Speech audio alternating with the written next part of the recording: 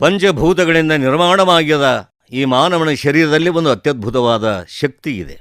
ಪೃಥ್ವಿ, ಅಪ್ಪು, ತೇಜ, ವಾಯು, ಆಕಾಶಗಳಿಂದ ನಿರ್ಮಾಣವಾಗಿರುವ ಮಾನವನ ಶರೀರ ಆ ಒಳಗಿನ ವಸ್ತುವನ್ನು ಹಿಡಲಿಕ್ಕೆ ಆಗೋದಿಲ್ಲ, ಕಣ್ಣಿಗೆ ಕಾಣಲ್ಲ, ಕೈಗೆ ಸಿಗಲ್ಲ. ಅದರ ಎತ್ತರ, ಅದರ ಉದ್ದ, ಅದರ ಅಗಲ ಇವತ್ತಿಗೂ ಯಾವ ವಿಜ್ಞಾನ ಸುಜ್ಞಾನಿಗೂ ಗೊತ್ತಾಗಿಲ್ಲ.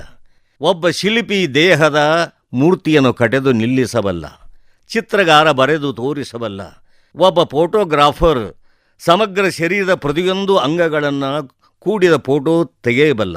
ಆದರೆ ಈ ಮೂರು ಜನಗಳಿಗೆ ಆ ದೇಹದ ಒಳಗೆ ಇರುವ ವಸ್ತುವನ್ನು ಕಂಡುಹಿಡಿಯಲು ಆಗೋದಿಲ್ಲ, ತೋರಿಸಲು ಆಗೋದಿಲ್ಲ. ಅಂಥದ್ದು ಪ್ರಪಂಚದಲ್ಲಿ ಅನೇಕವಾದ ವಾಹನಗಳು, ಭ್ರಮರ, ಗಾಳಿ, ಅನೇಕ ಎಲ್ಲದಕ್ಕಂತಲೂ ಅತ್ಯಂತ ವೇಗವಾಗಿರುವಂಥದ್ದು ನಿನ್ನಲ್ಲಿ ಇದೆ.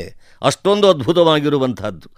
ಪ್ರತಿಯೊಬ್ಬ ವ್ಯಕ್ತಿಯೂ ಎತ್ತರಕ್ಕೆ ಏರಲು, ಕೆಳಕ್ಕೆ ಇಳಿಯಲು ಬೇಕಾಗಿರುವಂಥದ್ದು ಒಂದೇ ಒಂದು, ಅದು ಮನಸ್ಸು ಅಂತ ಕರೀತಾರೆ. ಆ ಮನಸ್ಸು ಅದನ್ನು ಹಿಡಿದು ನಿಲ್ಲಿಸಬೇಕು. ಮನಯೇವ ಮನುಷ್ಯಾಣಂ ಕಾರಣಂ ಬಂಧ ಮೋಕ್ಷಯೋ. ಆ ಮನಸ್ಸು ಬಂಧನ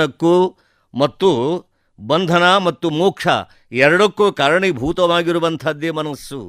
ಒಂದು ಮನೆಯ ಬೀಗವನ್ನು ಹಾಕಿ ತೆಗೆಯಲು ಚಾವಿ, ಹಾಕಲು ಅದೇ, ತೆಗೆಯಲು ಅದೇ. ಕಾರಣ ಈ ಮನಸ್ಸೇ. ಎತ್ತರಕ್ಕೆ ಒಯ್ಯುವುದು ಅದೇ, ಕೆಳಕ್ಕಿಳಿಯುವುದು ಅದೇ. ಈ ಮನಸ್ಸನ್ನು ಹಿಡಿದು ತ್ಯಾಗ, ಯೋಗ, ಅಧ್ಯಯನ, ಏಕಾಗ್ರತೆ, ಆಧ್ಯಾತ್ಮಿಕ, ಲೌಕಿಕ, ಸತಿ, ಪತಿ, ಪ್ರೀತಿಗೆ ಕಾರಣ ಈ ಮನಸ್ಸೇ. ಪ್ರಪಂಚದಲ್ಲಿ ಎಲ್ಲ ವಾಹನಗಳಿಂದ ವೇಗವಾಗಿರುವಂಥದ್ದು ಈ ಮನಸ್ಸು.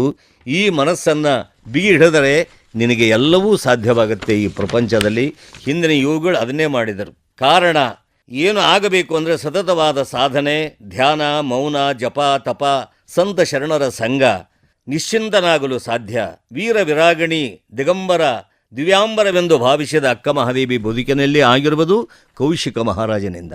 ಮಹಾಭಾರತ ಆಗಿರುವುದು ದುರ್ಯೋಧನ, ದುಶ್ಯಾಸನಾದಿಗಳಿಂದ. ಆ ಮನಸ್ಸೇ ಕಾರಣ. ರಾಮಾಯಣ ಆಗಿರುವುದು ದಶಕಂಠ ರಾವಣ ಆಗಿದ್ದು ಮನಸ್ಸಿನಿಂದ.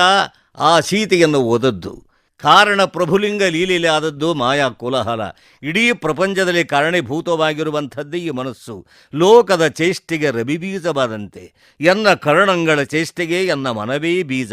ಆ ಬೀಜ ನಿಮ್ಮಲ್ಲಿ ಒಡವೆರದ ಬಳಿಕ ಎನಗೆ ಭವವುಂಟೆ ಚನ್ನಮಲ್ಲಿಕಾರ್ಜುನ.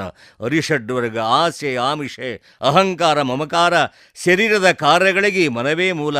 ಈ ಮನವನ್ನು ಆ ದೇವನಲ್ಲಿ ಬೆರೆಸಿದಾಗ ಪ್ರಶಾಂತನಾಗ್ತಿ, ನಿರ್ಲಿಪ್ತನಾಗ್ತಿ, ಸಮಾಧಾನವಾಗ್ತಿ.